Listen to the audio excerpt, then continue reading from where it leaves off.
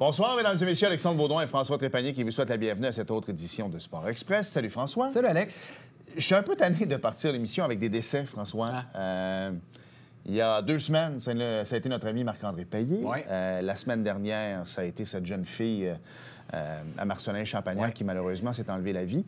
Et là, cette semaine, Carl Tremblay, la semaine dernière, des Cowboys fringants. Entre toi et moi, là, je ne suis pas un très grand amateur de musique québécoise, mais les Cowboys fringants, c'est mon université, Trap. Absolument. Écoute, je ne peux pas te dire de quoi. J'ai été tout croche pendant 2-3 jours. Ouais. Puis jusqu'encore aujourd'hui, pas tant capable d'écouter leur tune. Ah, écoute, c'est pas évident. Nous, on l'écoute dans la voiture avec les enfants parce que les enfants aiment bien. Mais non, ça a été difficile. Puis je me suis rappelé des souvenirs de cet été à l'International des Montgolfières où j'anime. C'est moi qui ai la chance d'annoncer aux gens que sur la grande scène ce soir, ce sera le spectacle des Cowboys fringants. J'ai eu une petite pensée pour la réaction des gens lorsque j'annonçais que c'était les Cowboys qui étaient en spectacle ce soir. Et je me suis rappelé des bons souvenirs de ce groupe-là, Alex. Et on le savait que c'était un de leurs derniers. Parce qu'il savait au début de l'été, lui, que malheureusement, il était condamné. Ouais. Et je crois qu'il a déjoué les diagnostics. On lui donnait comme 2 mois et il a réussi à faire à peu près 4 mois. Ouais. Mais celui que je veux te parler, c'est un ancien collègue à nous, François, Mario Hudon, qui... est malheureusement décédé en début de semaine de la maladie de Lou Gehrig. On a côtoyé Mario. C'était tout qu'un personnage. Parlons un peu de Mario Hudon, un gars de Québec. Écoute, Mario, moi, je l'ai connu. Je commençais à donner des entrevues lorsque je travaillais pour les Chiefs dans le temps, ici à Saint-Jean-sur-Richelieu. Mario était animateur à Choix Radio X à Québec. Et il m'appelait environ une fois par 2-3 semaines. Bon, parle-nous un peu, fais-moi la promotion du match. Donc, je lui donnais une entrevue à la radio. Mario aimait bien ça. Mais on le côtoyait sur la Galerie de la Presse au Colisée de Québec. Quel phénomène.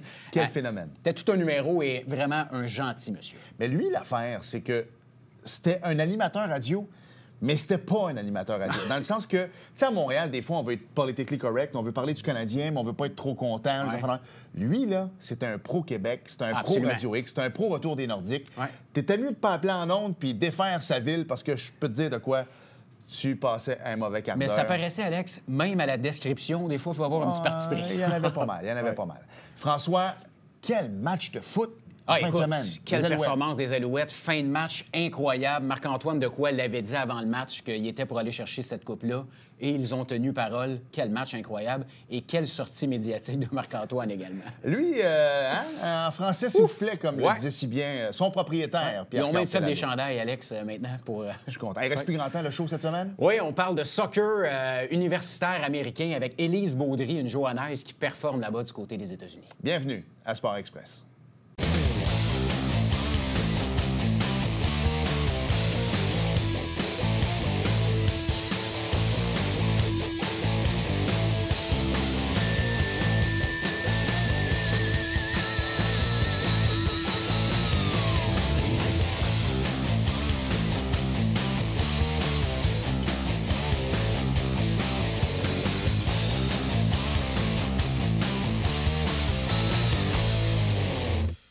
Tu sais, François, ça fait longtemps que nous, on parle des étudiants athlètes, à quel point on veut que les jeunes s'épanouissent dans leur sport tout en faisant des études, ou ça peut être le contraire, faisant de belles études tout en pratiquant leur sport. Tout à fait.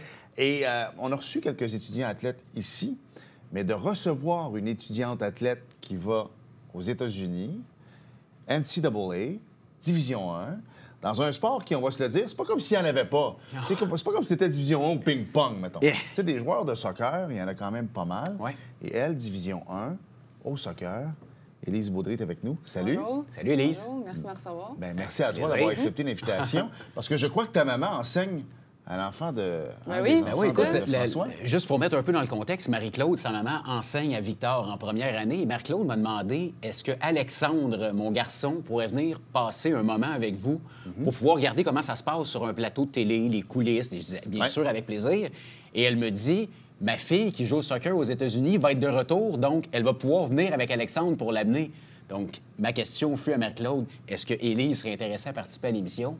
Et la réponse a été oui, on est bien heureux. Est-ce que tu es quelqu'un de gêné dans la vie? Parce que ta mère n'a pas pensé à ce qu'on pourrait te recevoir comme invité? Bien, j'ai pas trop de misère. D'habitude, ça se passe bien. Écoute, soccer Division 1, mais avant d'arriver là, il y a bien des étapes, on va se le dire. La passion du soccer, ça vient de la famille? C'est venu comment? Je dirais que mon grand frère a commencé à jouer au soccer quand il était jeune dans les Timbits. Ouais.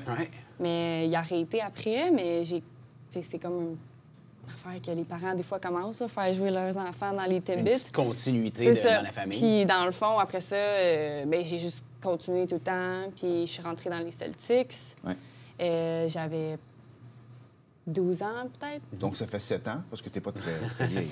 Mais j'ai commencé à 5 ans. Fait que, OK. tu sais, j'ai rentré compétitif à 12 ans. Après ça, j'ai joué un bout avec les Celtics. J'ai transféré à Brossard pour un 3-4 ans. Puis après ça, je suis revenue avec les Celtics. Fait en ce moment, durant l'été, je joue semi-pro avec les Celtics. Ici, à Saint-Jean, au stade. Oui, c'est ça. Parlons un petit peu du volet compétitif. Est-ce que quand tu as commencé à jouer au niveau compétitif, il y avait tout de suite une différence de toi avec les autres joueurs? Est-ce qu'on voyait tout de suite que tu avais peut-être une longueur d'avance sur les autres quand tu as commencé compétitif? Je dirais que tout mon groupe, on a monté compétitif en même temps. OK.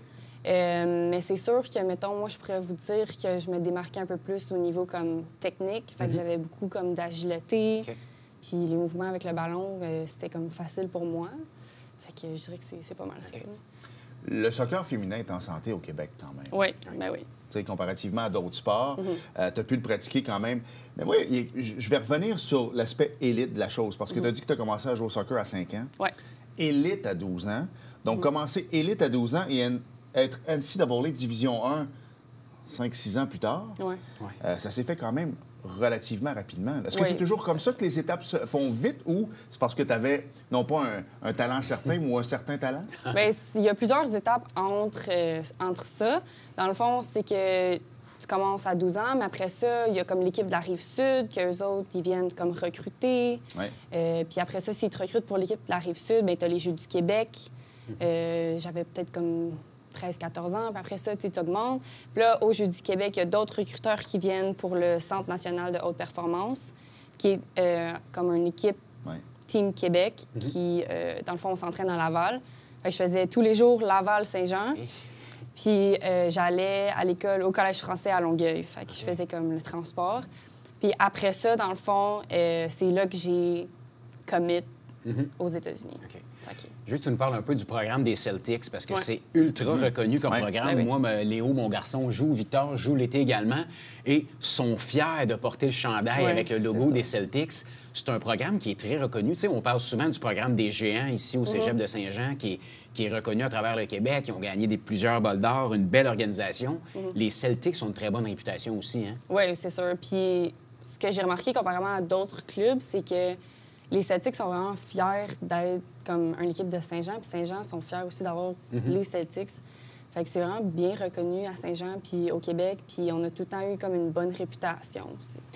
Je veux que tu nous parles un peu du semi-pro. Tu en as parlé. Je ne savais pas que tu jouais dans l'équipe semi-pro ici à Saint-Jean. On sait que les hommes jouent, les femmes aussi.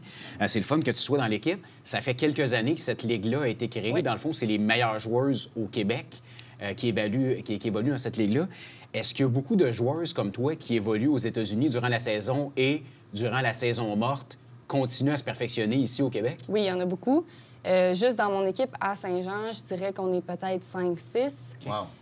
Puis moi, j'ai d'autres amis aussi qui jouent dans d'autres équipes de Ligue 1 semi-pro. Puis c'est la même chose. Fait qu'on s'entraîne durant comme l'année aux États-Unis, puis on revient pour l'été. Puis tu sais, ça nous permet aussi d'avoir comme un bon niveau de jeu en revenant aussi. Je sais que tu as une question. J'en ai 3-4, vas-y. Je veux juste poursuivre avec ça. Si tu compares le niveau de jeu de toi en Division 1 et le calibre ici au Québec, est-ce que la différence, elle est immense ou il y a quand même... Non, il y a quand même... c'est pas une différence super grosse. C'est quand même un calibre qui se ressemble. Qu'est-ce qui fait la différence? Tu sais, souvent, on regarde... on fait souvent des parallèles avec le hockey, Ligue nationale, Ligue américaine. Souvent, c'est la vitesse. Ça patine plus. Du côté du soccer, c'est quoi qui... Mettons, j'allais voir un de tes matchs en NCAA, puis ici, à Saint-Jean, qu'est-ce que je verrais comme différence? C'est sûr que la vitesse est un peu plus vite aux États-Unis, mais ce qui est le plus flagrant, c'est comment qu'on joue. Donc, mettons, ici, au Québec, on va être plus technique, puis on va avoir plus comme d'agilité. Aux États-Unis, tu sais, c'est comme... Il y a beaucoup de musculation qu'on fait. Fait que les joueurs sont vraiment comme forts, sont rapides. La condition physique paraît... Ça, c'est différent, par exemple. Tu as dit tantôt que tu avais participé aux Jeux du Québec. Je veux revenir là-dessus parce que 2024, c'est une année Jeux du Québec. Oui, ma fille est allée l'année passée aux Jeux du Québec d'hiver en hockey, été en track. Et ça, à cause de la COVID, là, ils ont comme fait 2. Ça retourne cette année. Mais dans l'équipe de Victoria, parce qu'elle joue M15-3A au hockey, par contre, il y a des joueuses de soccer d'élite. Et honnêtement, j'aime ça des fois comparer notre sport à d'autres sports. Le soccer, c'est quelque chose. Là. Je veux qu'on en parle. Parce que d'abord, la sélection des Jeux du Québec, là, pour ce qui est du hockey, c'est sur 3 week-ends. Le soccer, on est complètement ailleurs. C'est sur plusieurs temps, de ce que j'ai compris. Puis l'autre affaire, c'est comme une double question. Quand tu es dans une équipe élite, tu peux être rétrogradé. Moi, on m'a dit que, mettons, que tu jouais à un moment donné dans Team Québec, par exemple, tu peux faire Team Québec, puis ils peuvent décider que tu faisais plus Team Québec un jour, te descendre. Dans le fond, tu dois te qualifier tout le temps. Oui, exact. C'est ça. Comparativement au hockey, un coup que tu as fait Team Québec, tu es dans l'équipe, admettons que tu aurais un autre moins bon camp, ils vont pas te redescendre. Mais au soccer, tu es mieux d'être tu dois toujours au top toujours. Oui. Fait qu'on a eu ça pour... dans le fond, Team Québec, nous, on était l'équipe de la Rive-Sud pour les Jeux du Québec. Mais il y a un autre truc qui est comme à part, après les Jeux du Québec, puis c'est Team Québec. Puis ça arrive à chaque année. Puis ils font l'équipe du Québec joue contre l'équipe de l'Ontario, puis ils font comme un match, puis en tout cas, c'est vraiment une grosse affaire. Mais ça, vu que c'est à chaque année, les camps, il faut que tu retournes, puis il faut que tu te prouves à chaque année. Puis c'est sur, comme, mettons, 3-4 fins de semaine, puis si tu es accepté à la première journée, bien, comme la deuxième journée, ça veut dire que comme t'es pas sûr encore d'être là. Il faut quand même que tu te prouves, puis à chaque fois... Même si vous êtes dans les meilleurs et tu as performé toute la saison. Ouais. On parle beaucoup d'anxiété de performance chez les jeunes. Je vois ton sourire en coin. Le fait de devoir se surpasser comme ça à chaque année, est-ce qu'il y a des filles à un moment donné qui font que, sais-tu, c'est pas pour moi, puis qui quittent? Oui, il y en a. Je dirais que c'est pas trop un problème quand on est plus jeune parce qu'on y pense pas vraiment. Bien, ça, c'était pour moi. Mais en vieillissant, c'est sûr qu'il y a des gens que ça arrive puis qui finissent par quitter le sport. Mais c'est ça. Tu parlais tantôt de l'équipe du Québec, que vous jouez contre l'Ontario, d'autres provinces, j'imagine. Quand on se compare aux autres provinces, le Québec, on a l'air de quoi? Je dirais que les 3 provinces les comme meilleures au Canada, c'est la Colombie-Britannique, le Québec et l'Ontario. OK. Fait qu'on est dans le top 3. Oui, c'est ça. OK. Puis quand j'étais à Brossard, on a gagné notre conférence, dans le fond, la Ligue. Puis on est allé au championnat canadien. Et on a gagné les championnats canadiens, puis on a joué contre toutes les autres provinces. Fait que ça vous donne une idée, le Québec, cette année-là. Wow, quand même, hein? C'est ça. Avant qu'on parle de Ranford, une ville très connue en Virginie, j'ai fait mes recherches. Pas si brillant que ça. Je veux qu'on parle d'équipe Canada.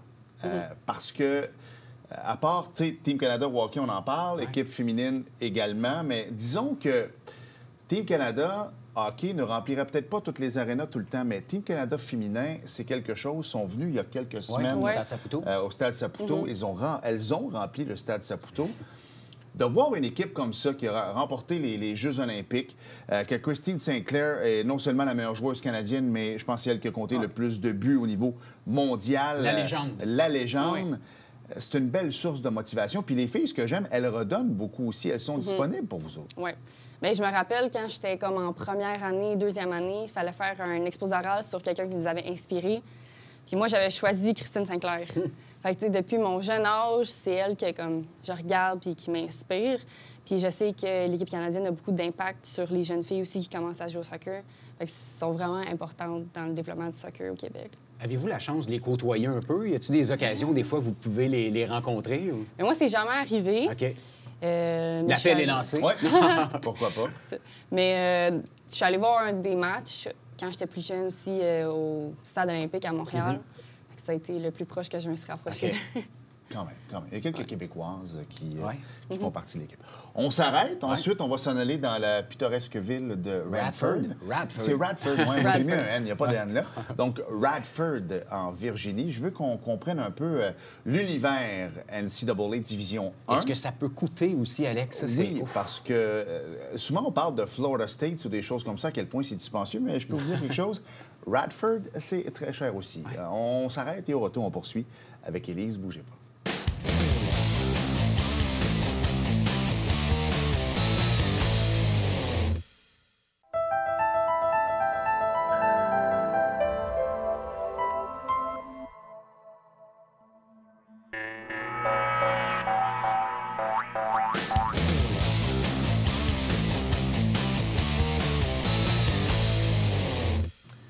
Avant la pause, on parlait de Radford aux États-Unis, François. Et non pas Ranford. Non, exactement. Puis ça, c'est Bill Ranford, l'ancien gardien des Oilers.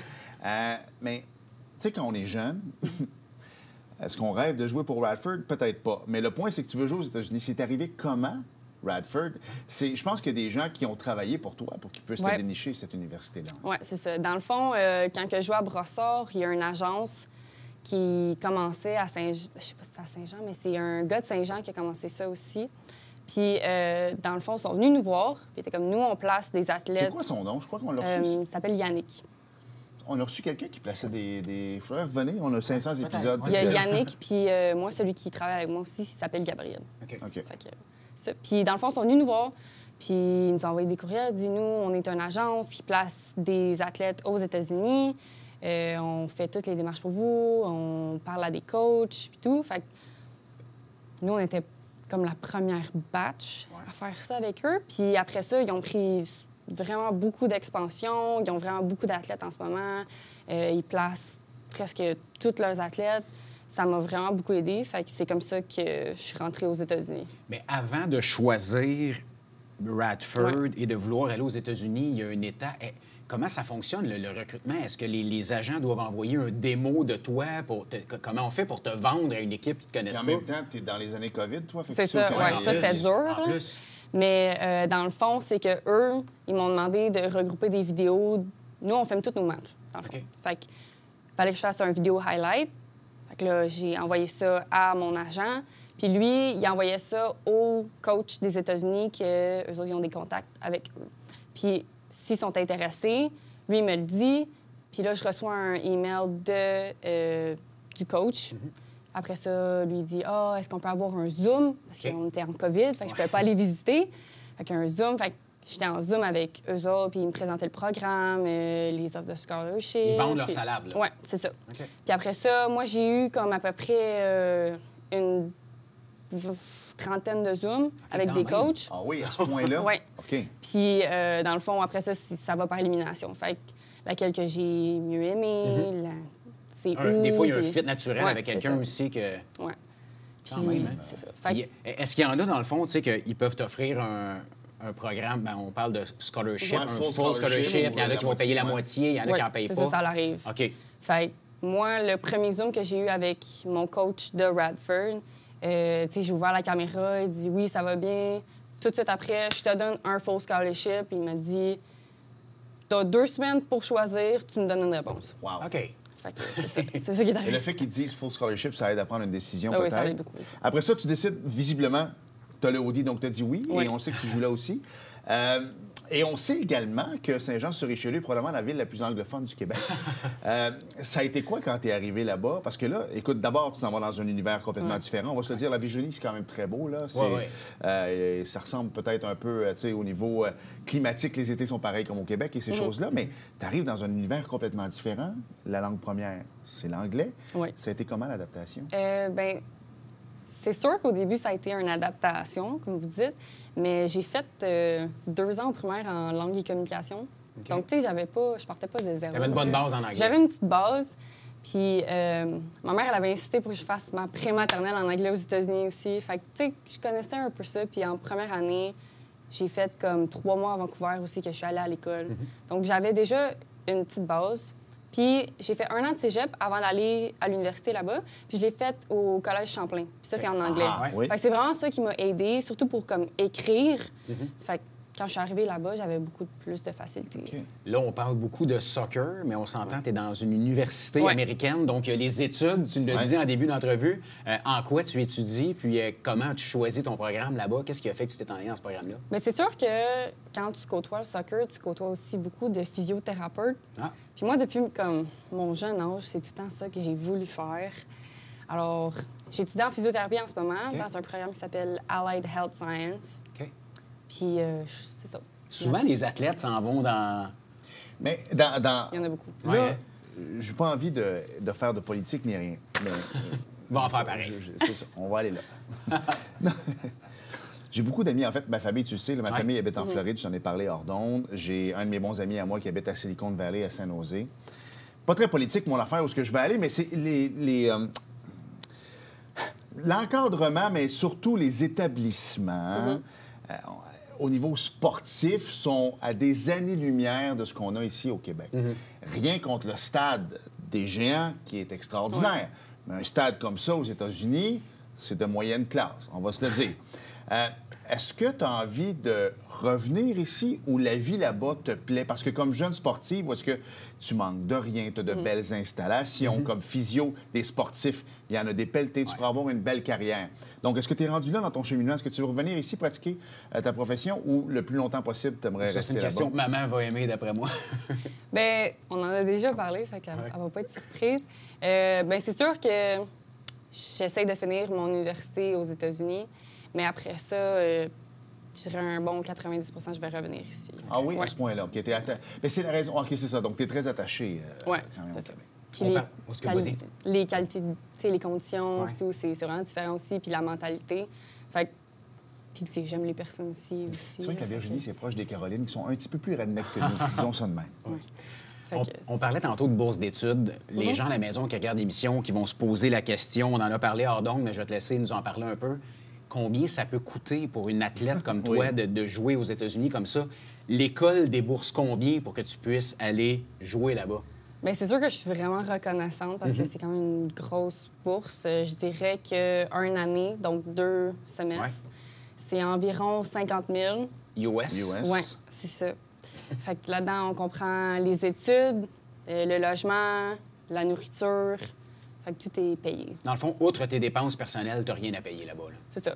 La plus grosse dépense, dans le fond, de mes parents et moi, c'est les billets d'avion. Oui, c'est ça. Je comprends. On parle de plus en plus de ligues professionnelles maintenant dans le sport au niveau féminin. On le voit avec le hockey, qui d'ailleurs ont 0 en marketing, parce qu'on ne sait toujours pas comment va s'appeler l'équipe. Tu as vu les chandails aussi? Oui, exactement, de Montréal, à quel endroit ça va jouer.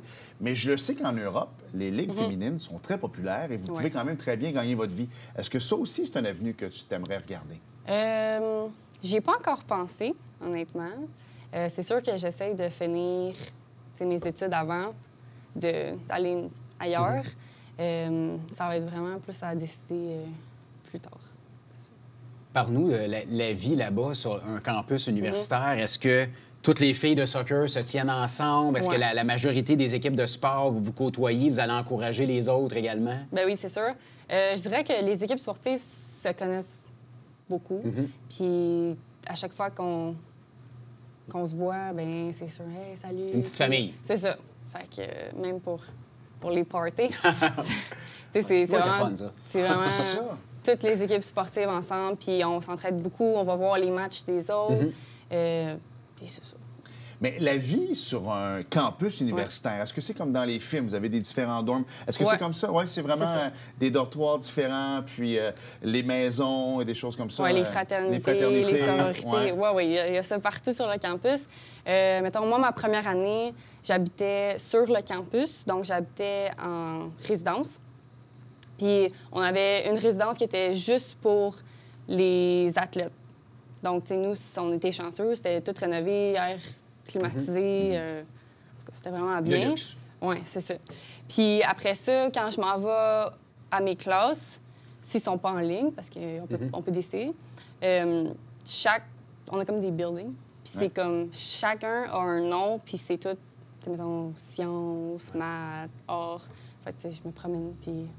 Je dirais que d'un bout du campus à l'autre bout du campus, le mien, c'est comme 20 minutes de marche. Okay. Je veux que tu nous parles rapidement, il reste 2 minutes. La compétition au soccer dans ta propre équipe, est-ce que tu as le droit à une marge d'erreur ou à la moindre erreur, tu peux être retiré de l'alignement? Parce qu'on s'entend, tout le monde veut performer. Ouais, c'est sûr. Et tout le monde a des bourses aussi, la majorité. Tout à fait. Je vous dirais que c'est quand même assez compétitif.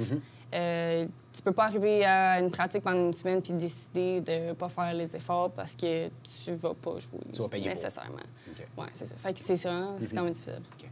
La raison pour laquelle tu es ici aujourd'hui, c'est que c'est le Thanksgiving américain. Pas trop de dinde pour toi et tout ça, mais est-ce que c'est vraiment une semaine de repos complet? Est-ce que tu t'es dit, regarde, je m'en viens voir ma famille, c'est relax ou il y a le gym pareil là-dedans pendant ce temps-là? Non, c'est relax. C'est ce que vos coachs vous ont demandé de faire aussi? Bien, dans le fond, c'est qu'après le tournoi qu'on a eu, c'est comme 2 semaines obligatoires. Eux autres, ils peuvent pas faire de pratique. On peut pas avoir de réunion, rien. C'est repos.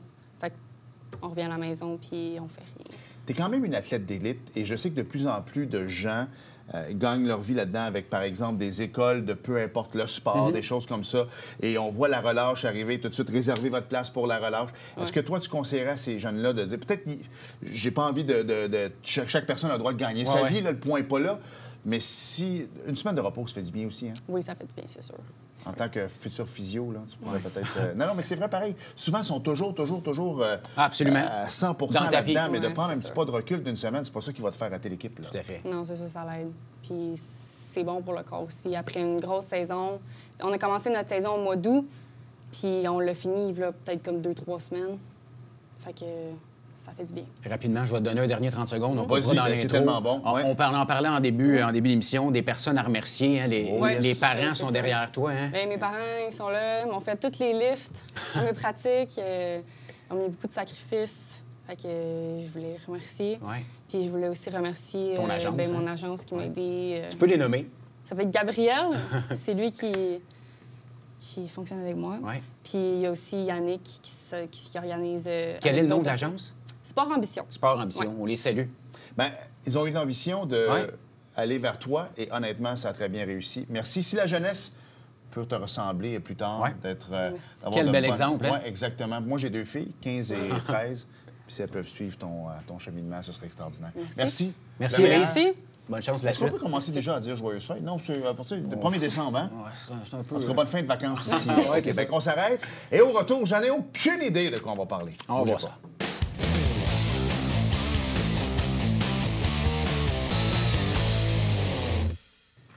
Nous sommes de retour à Sport Express et Alex, étant donné qu'il n'y a plus de NASCAR, on a un nouveau segment, les gagnants du Télé-Bingo. Écoute, tellement content, François, t'as pas d'idée, là. Gilles Forcier qui a remporté, Noël Ouellette également, Brigitte Charret, Suzanne Chabot, Jean-Pierre Champagne et une qui a dû crier dans son salon, François, avec la carte pleine. Tu demandes qu'on dit ça? Ouais, jamais joué au bingo, moi. C'est Manon Bro. Bravo à tout le monde et merci beaucoup à M. Forcier qui a endossé son chèque. On va pouvoir aller dépenser, François. Merci à vous d'avoir été là. Merci. Et à la semaine prochaine. Salut. Au 69. Bye-bye.